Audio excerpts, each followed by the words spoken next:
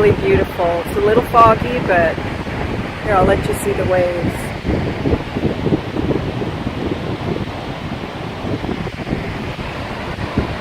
Everyone should be able to come to the beach, but I'm glad you're here with me today.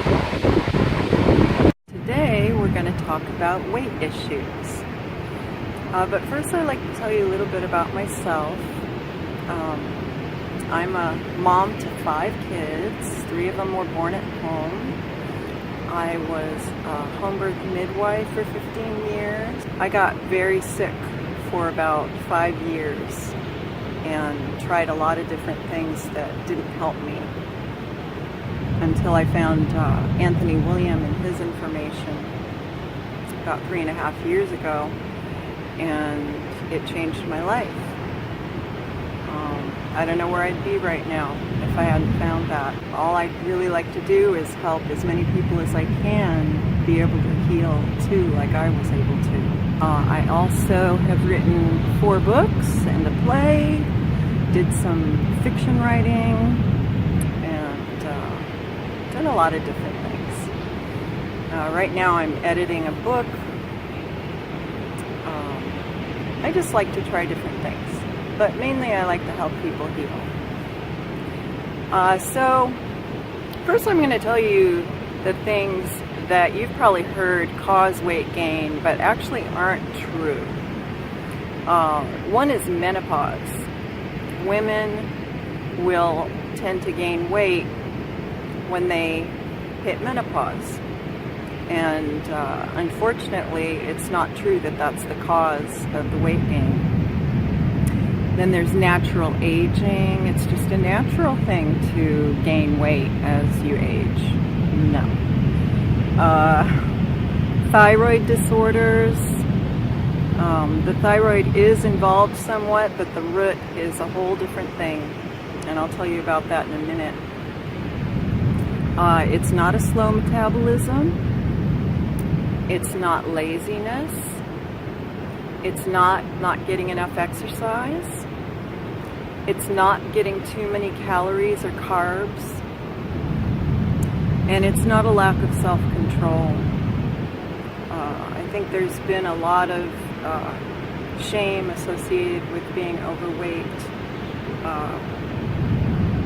which is very sad to me because it's just not the case that that's the cause of the weight gain. The root of the problem is the liver and what shape the liver's in, how fast or slow it's functioning. A healthy liver is key to mental, emotional, spiritual, and physical health. It's hard to believe. We don't even think about our livers most of the time, but they are key. They're very important, and we need to take really good care of them. So the liver is usually pushed over the edge on average in women by age 38 and men age 48. And it's because of what it's up against. It's up against things today that it's never had to deal with before. Our bodies weren't meant to deal with the toxins and pollutants that we're exposed to on a day-to-day basis these days. Pathogens, poisons, bad diets, all of these overburden the liver. By the age 40, the liver is on average functioning at about 60%. So it's struggling. It hits its poison and fat storage limit, and some things happen that aren't very good, including weight gain. So there's 3 things that the liver's up against that we need to heal so we can control the weight issues and heal our livers. The first one is a viral load. The Epstein-Barr virus is a nasty virus. It's filthy. It drills into liver tissue. It creates scar tissue. It creates waste that is just filthy. Neurotoxins, dermatoxins, and viral corpses just create a huge mess for the liver to have to clean up. The second one is adrenal strain. If you have excess adrenaline from being under stress, which a lot of us are under a lot of stress these days, you're just being overstimulated, and it's causing an adrenaline mix to be produced by your adrenals that floods your body and saturates the liver.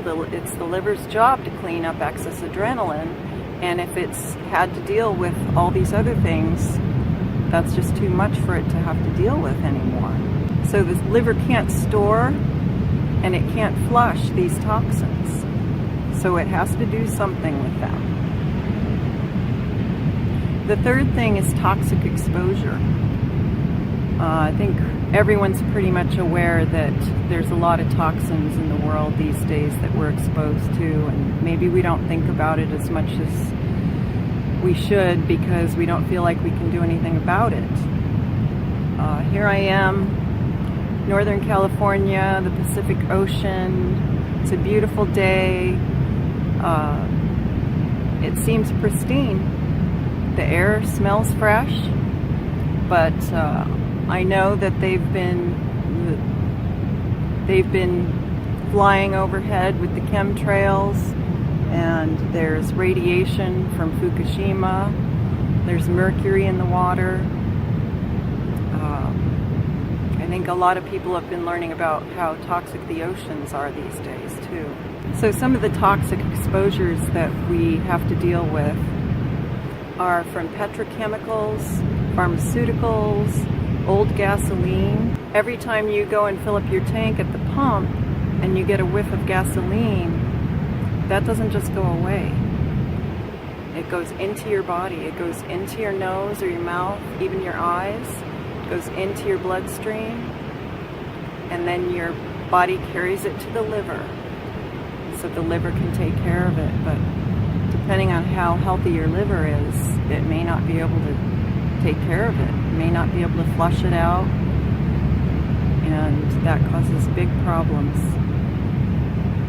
Some other things are air fresheners, cleaning chemicals, window cleaners, hairspray, makeup, perfume, cologne.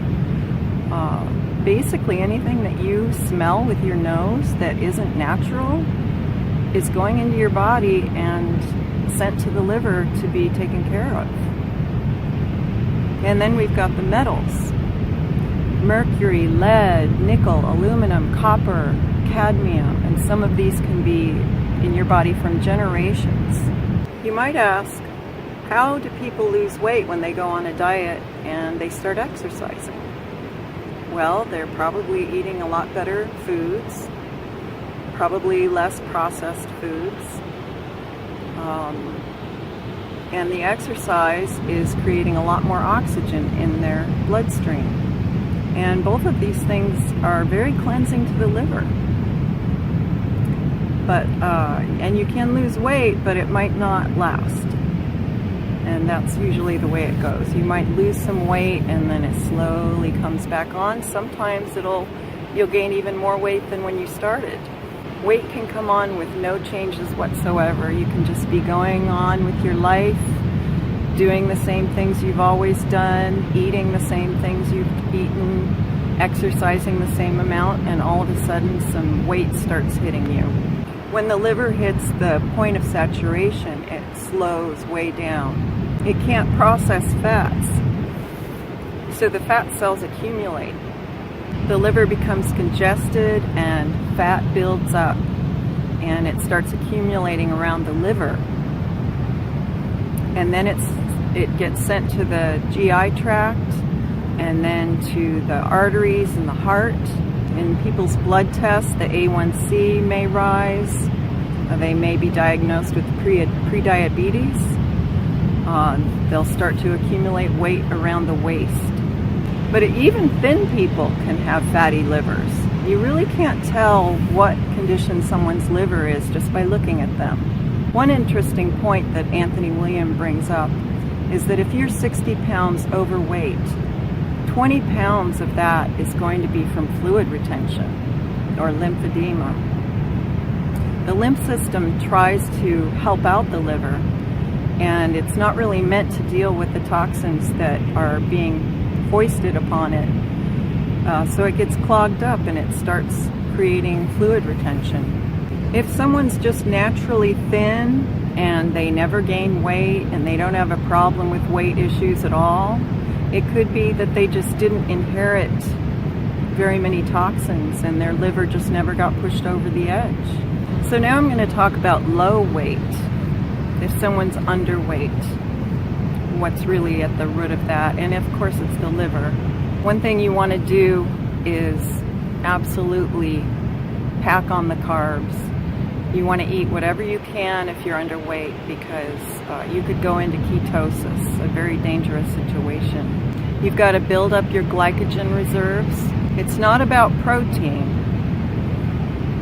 It's calories that you need to put on muscle. To build muscle, you have to do three things. Glucose has to get into the cells, and mineral salts sustain a muscle so it won't atrophy. The salts bind to toxins and poisons in the cells.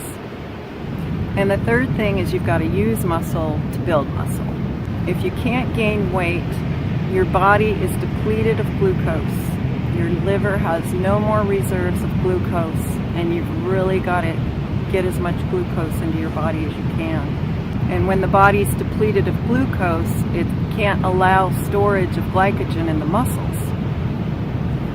And the other part of it is when you're running adrenaline, a certain mix of adrenaline that comes from the adrenals can act as an amphetamine and cause you to lose weight.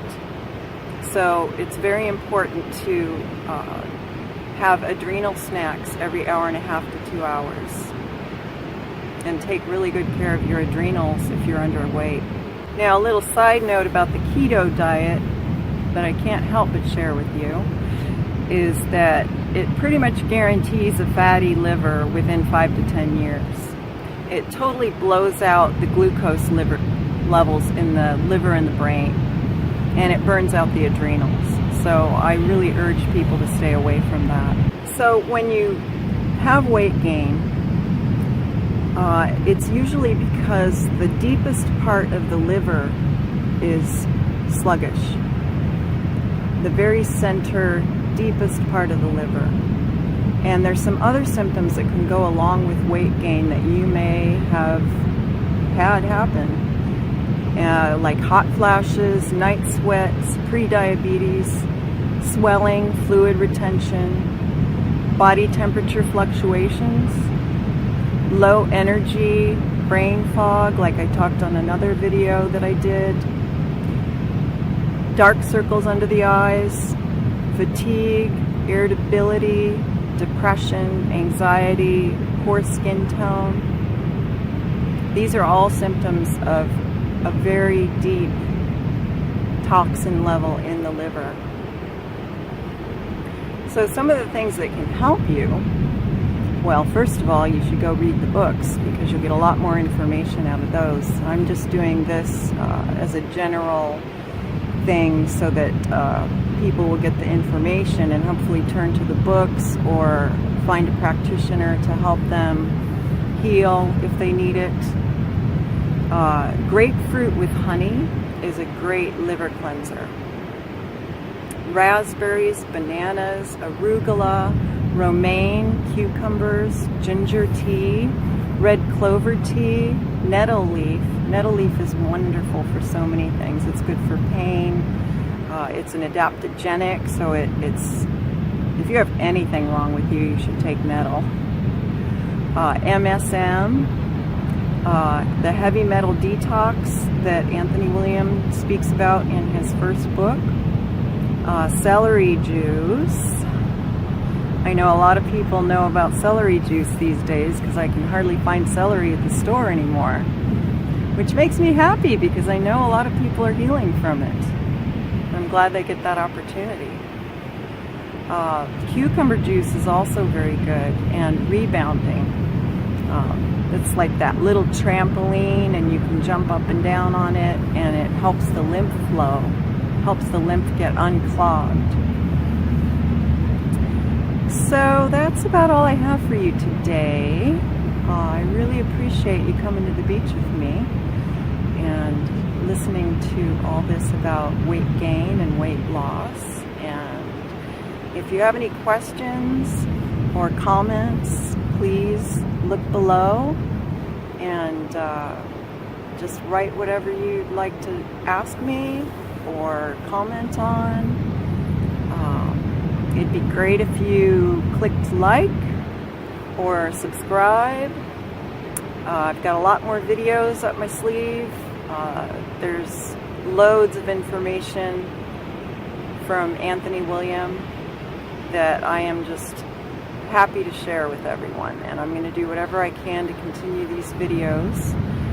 And I hope you have a great day, and thank you for your time and attention. Bye now.